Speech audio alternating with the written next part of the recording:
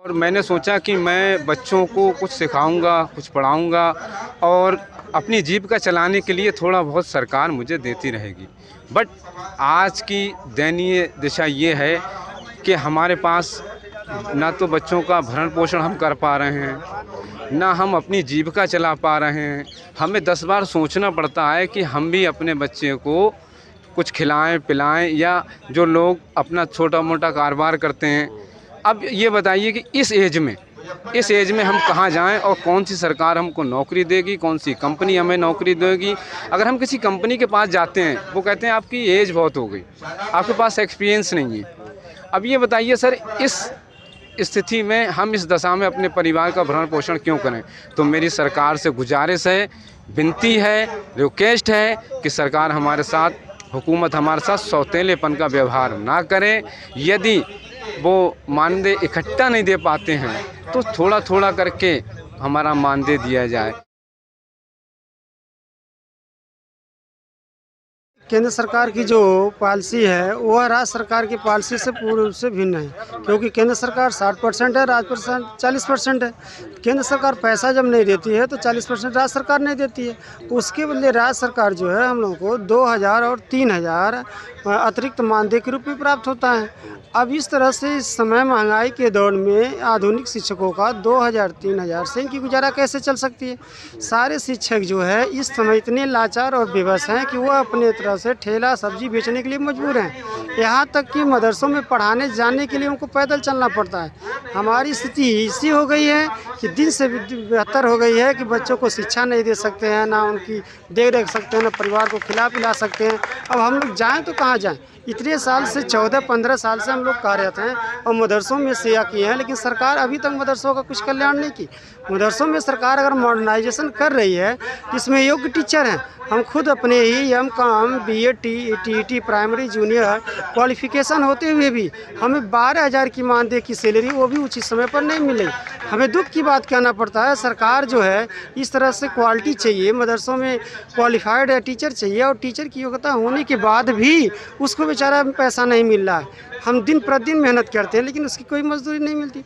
मैं सरकार से यही अपील करना चाह रहा हूँ कि हम लोगों का जो भी बकाया मानदेय है 17, 18, 18, 19, 19, 20, 20, 21 ये एच.आर.डी मंत्रालय, शिक्षा मंत्रालय में बाकी है। बाकी 21-22 का 5818 मदरसों का भुगतान हुआ है लगभग साल भर से 10 महीने का। लेकिन उसी में 1539 मदरसे ऐसे भी हैं जिनका वेरिफिकेशन कट गया था, लेकिन बाद में केंद्र सरकार ने उनका वेरिफिकेशन करा के सूची मंगा ली है। अब हम अपील करना चाहेंगे जो 1539 या 62 मदरसे हैं उनको तत्काल शीघ्र ही जारी किया जाए, क्योंकि उनका मानदेय लगभग 6 साल से लंबित हो जाएगा, बाकी लोगों का 57 माह से होगा। तो मैं सरकार से यही कोशिश करूँगा, आपके माध्यम से मैं पहुँचाना चाह रहा हूँ कि 1539 के दीपावली से पहले सरकार हर संभव प्रयास करके इसको जारी करने का प्रस्ताव करें। मुझे 57 माह का केंद्र सरकार ने मानदेय नहीं दिया है। मानदेय नहीं देने की वजह से काफ़ी लोग परेशान हैं। मैं भी उस परेशानी से गुजर रहा हूँ। इसीलिए मैं यहाँ पर जंतर मंतर, मैं यहाँ पे बहुत आर्थिक तंगी से गुजर रहा हूँ। मेरा परिवार आर्थिक तंगी से गुजर रहा है। अभी कोरोना पीरियड में काफ़ी हम लोग परेशान हुए, अभी भी परेशान हैं।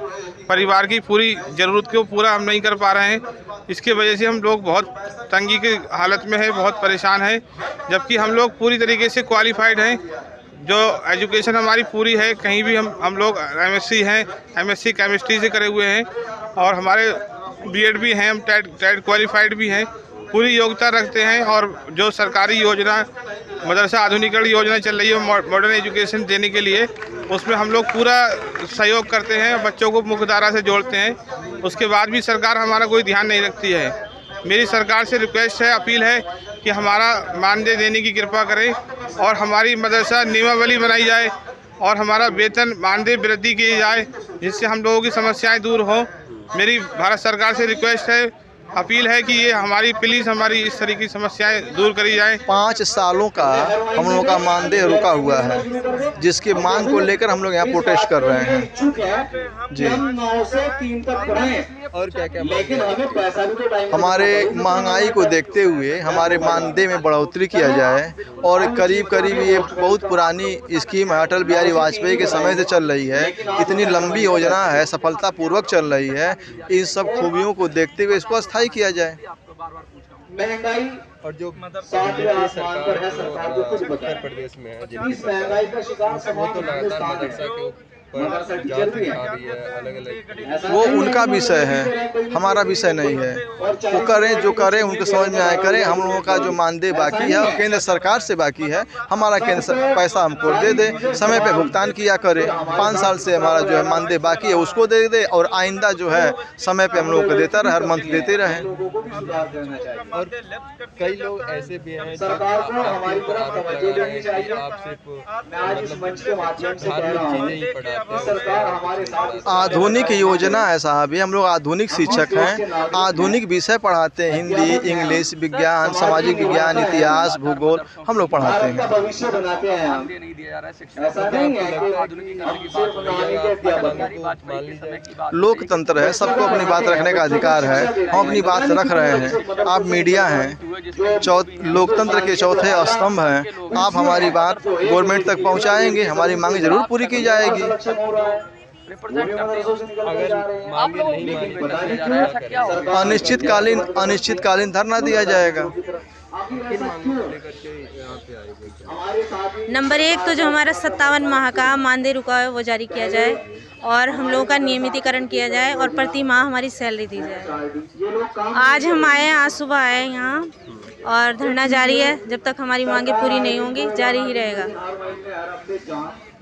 उम्मीद है सरकार से कि सरकार हमारी मांगे पूरी करेगी, क्योंकि हम भी टीचर्स हैं, हम भी वेल क्वालिफाइड हैं। ये नहीं है कि क्वालिफाइड नहीं हैं, तो उम्मीद है कि हमारी सुनी जाएगी। योगी सरकार तो लगातार जांच पे जांच दिखा रही है उससे। तो जांच करें, कोई दिक्कत नहीं है, क्योंकि हमारा काम सही है, हम सही काम करते हैं, सही पढ़ाते हैं, तो जांच डेली करें, पर उसके साथ साथ हमारी सैलरी भी दें, हमारा मानदेय भी दें। ये हमारी डिमांड है।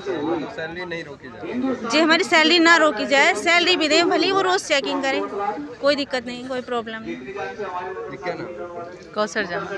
आप भी पढ़ाते हैं? जी, मदरसा आधुनिकरण में। जी, क्या पढ़ाते हैं? हिंदी, इंग्लिश, उर्दू, मैथ सब चीज़ें पढ़ाते हैं हम। दीन तालीम के साथ साथ हम अंग्रेज़ी, हिंदी, गणित सब चीज़ें पढ़ाते हैं। आप क्या मांग करेंगे? बस यही है हमारी कि राज्य सरकार तो हमारी दे रहा है वेतन, 3000 रुपये दे रहा है, उसमें कुछ नहीं हो पाता, और केंद्र सरकार ने हमारा 57 माह का रोका हुआ है, वो ही बकाया हमें चाहिए, टाइम से चाहिए। जी सर क्या नाम है? आरिफ खान सर, ज़िला बरेली, यूपी। मदरसा आपको क्या समस्या है? जो समस्या ये है सर कि पिछले 5 साल से, सन 2014 से ही लगभग भारत सरकार से हम लोगों को जो अटल बिहारी वाजपेयी जी की एक योजना थी, मदरसा आधुनिक शिक्षक, मदरसों का आधुनिकीकरण कराया था स्वर्गीय श्री माननीय अटल बिहारी वाजपेयी जी। ये योजना अटल बिहारी वाजपेयी जी ने चालू की और बहुत अच्छी करके चली।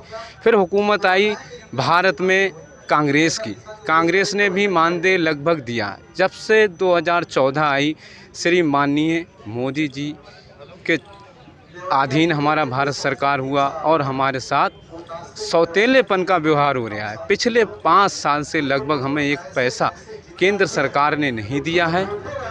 मेरी education MSc chemistry gold medalist हूँ मैं रोहिलखंड यूनिवर्सिटी से 2005 में, और मैं एक 12,000 का टीचर इन्होंने मुझे बना दिया, जबकि मैंने सोचा था इसमें कोई भविष्य है। मैं केमिस्ट की जॉब छोड़ के आया, और मैंने सोचा कि मैं बच्चों को कुछ सिखाऊंगा, कुछ पढ़ाऊंगा, और अपनी जीविका चलाने के लिए थोड़ा बहुत सरकार मुझे देती रहेगी। बट आज की दयनीय दिशा ये है कि हमारे पास ना तो बच्चों का भरण पोषण हम कर पा रहे हैं, ना हम अपनी जीविका चला पा रहे हैं। हमें 10 बार सोचना पड़ता है कि हम भी अपने बच्चे को कुछ खिलाएं पिलाएं, या जो लोग अपना छोटा मोटा कारोबार करते हैं। अब ये बताइए कि इस एज में हम कहाँ जाएं, और कौन सी सरकार हमको नौकरी देगी, कौन सी कंपनी हमें नौकरी देगी। अगर हम किसी कंपनी के पास जाते हैं, वो कहते हैं आपकी एज बहुत हो गई, आपके पास एक्सपीरियंस नहीं है। अब ये बताइए सर, इस स्थिति में हम इस दशा में अपने परिवार का भरण पोषण क्यों करें? तो मेरी सरकार से गुजारिश है, विनती है, रिक्वेस्ट है कि सरकार हमारे साथ, हुकूमत हमारे साथ सौतेलेपन का व्यवहार ना करें। यदि वो मानदेय इकट्ठा नहीं दे पाते हैं तो थोड़ा थोड़ा करके हमारा मानदेय दिया जाए। सरकार के पास इतना डिपार्टमेंट चलाती है, इतने डिपार्टमेंट चलाती है, करोड़ों अरबों के डिपार्टमेंट चलाती है कि एक मदरसा शिक्षक को नहीं चला सकती। मैं पूछना चाहता हूँ माननीय अपनी सरकार से, अपने देश की हुकूमत से, इतने छोटी सी योजना है ये जिसमें कि मात्र 25,000 टीचर भारत में कार्यरत हैं। क्या इन 25,000 टीचरों का भुगतान सरकार नहीं कर सकती? जबकि ये स्वर्गीय माननीय अटल जी की योजना है। हम उनके लिए इंतज़ार करते हैं कि स्वर्गवास में उनके साथ और अच्छा भगवान करें, लेकिन उन्होंने ये योजना चालू की। लेकिन इस मौजूदा हुकूमत से हम गुजारिश करते हैं कि अटल जी के सपने को साकार करें, अटल जी की भावनाओं को समझें, अटल जी के नक्शे कदम पे चलें। जब अटल जी ने भेदभाव नहीं किया, हमारे पूर्वजों ने भेदभाव नहीं किया, तो हम नवयुवक क्यों भेदभाव कर रहे हैं? तो माननीय सरकार से मेरी गुजारिश है कि वो हमारा मानदेय दें, और समय पे नहीं दे पा रहे हैं, इकट्ठा नहीं दे पा रहे हैं, तो 5 साल में थोड़ा थोड़ा करके देते तो दे देते। तो हमारी बस यही सरकार से गुजारिश है कि अब इस एज में हम कहाँ नौकरी करने जाएं, किसके पास जाएं, किस कंपनी में जाएं, कौन सी कंपनी हमको रख लेगी। और जब हमारे पास एज थी तो हमारे पास कंपनियों के ऑफ़र लेटर आते थे, क्योंकि मैं गोल्ड मेडलिस्ट हूँ। आरिफ खान नाम है मेरा, ज़िला बरेली का रहने वाला हूँ। केमिस्ट्री में मैंने MSc किया है। आज मैं कहाँ जाऊँ, किसके पास जाऊँ, कौन सी कंपनी मुझे नौकरी देगी, मेरे बच्चे कैसे पलेंगे? मैं दूसरे लोग अपने बच्चों को पढ़ाते हैं, मेरे माँ बाप ने मुझे MSc किया, कैसे करके किया? मैं तो इस लायक भी नहीं हूँ कि मैं उनको किस क्लास में पढ़ाऊँ, कैसे पढ़ाऊँ, किसकी फ़ीस दूँ, कैसी फ़ीस दूँ। तो माननीय सरकार से गुजारिश है कि सरकार हमारा मानदेय दे दे। हमसे कोई गलती हुई है तो उस गलती का इजहार करे हुकूमत कि आप पढ़ा नहीं रहे हैं, कि आप मेहनत नहीं कर रहे हैं, हम में कोई कमी है तो सो बताएं, हमारा इंटरव्यू लें, हमसे TET पास कराएं। हम में से बहुत से भाई ऐसे हैं जो TET पास करे हुए हैं, B.Ed पास करे हुए हैं, M.Ed पास करे हुए हैं, JRF निकाले हुए हैं, उनका कंपटीशन ले लें। अगर सरकार को कोई धोखा लग रहा है कि जो शायद बच्चों को पढ़ा नहीं रहे हैं, अभी मदरसों की जाँच कराई, जाँच पे हम तैयार हैं, हम तैयार हैं। जितनी जांचें चाहे हुकूमत करा सकती है, हर जांच को हम कराने के लिए तैयार हैं, और सरकार के साथ चलने के लिए तैयार हैं, सरकार के कदम से कदम मिलाने के लिए तैयार हैं, सरकार के हर आदेश को कोऑपरेट करने के लिए तैयार हैं। सरकार आधी रात जहां हमें बुलाए हम वहां जाने के लिए तैयार हैं। बस सरकार से यही गुजारिश है, हुकूमत हमारा मानदेय दे, जल्द से जल्द देने की कृपा करें, और हुकूमत की महान कृपा होगी, महान मेहरबानी होगी। और हम इसके आगे क्या बोलें? एक मजबूर क्या बोलें, एक भूखा क्या बोलें, एक नंगा क्या बोलें? क्या सरकार को नहीं दिख रहा है कि इतने क्वालिफाइड लोग या सड़कों पर बैठे हैं, बच्चों को पढ़ा रहे हैं? मैं खुद MSc, मेरे साथी कुछ PhD किए हुए हैं, उनका इंटरव्यू लें। अगर PhD नहीं है तो उन्हें निकाल दें। अगर वो सरकार ने, अटल जी ने केवल इंटर पास मांगा था, हम लोग इतना पढ़े लिखे हैं, इतना एजुकेटेड हैं, फिर हम कहाँ जाएं? इस उम्र में किस जगह जाएं? या तो सरकार हमें कहीं दूसरी जगह शिफ्ट कर दे, ठीक है, मदरसों के लिए आप जो चाहें वो करें, लेकिन हमें कहीं दूसरी जगह शिफ्ट करें। बस यही हमारा सरकार से अनुरोध है कि सर क्या करेंगे? हम आत्महत्या कर लेंगे, हम अपने बच्चों के साथ मर जाएंगे, और क्या करेंगे हम? इसके अलावा हमारे पास कोई चारा नहीं है सर, कोई चारा नहीं है। अरे हम, पढ़ाई तो बहुत बड़ी चीज़ है, हम 2 जून की रोटी नहीं जुटा सकते अपने बच्चों के लिए, तो क्या करेंगे? हमारे पास आत्महत्या के अलावा क्या साधन है? आप खुद ही बताइए सर, आप वेल एजुकेटेड हैं, पढ़े लिखे हैं, आप मेरा इंटरव्यू ले रहे हैं कि बेरोजगार आदमी क्या करेगा जिसके पास खाने को नहीं होगा, पैसे का नहीं होगा, किराए के लिए 10 रुपये नहीं होंगे, तेल डालने के लिए सर में पैसे नहीं होंगे, तो सब्जी में तेल डालने के लिए नहीं होंगे, तो हम सर में कहाँ से तेल डाल लेंगे? हम कपड़े कहाँ से पहन लेंगे? टेलर मास्टर का कहाँ से दे देंगे? क्या हम पत्ते लपेटें? क्या आदिवासी बन जाएँ इतना पढ़ लिख के? ये सरकार को कुछ नहीं दिख रहा है क्या? कौन सा डिपार्टमेंट ऐसा है जिसकी तनख्वाह 5 महीने भी लेट की हो सरकार ने? हमारी तनख्वाह 5 साल से नहीं दी है सरकार ने।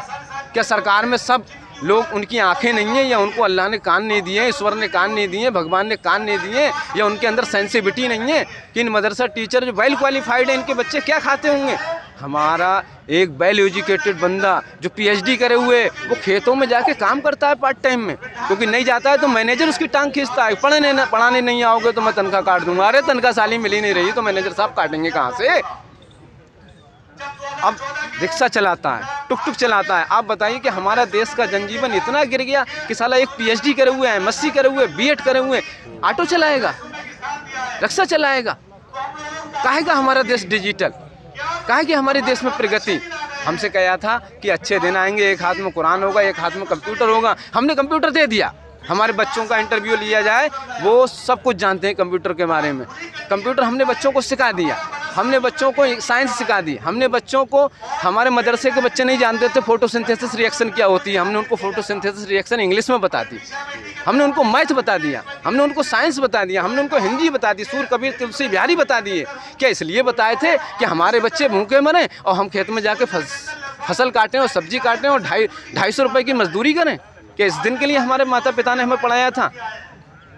क्या भारत देश का नागरिक ऐसे ही पढ़ा लिखा ज़िंदगी गुजारेगा?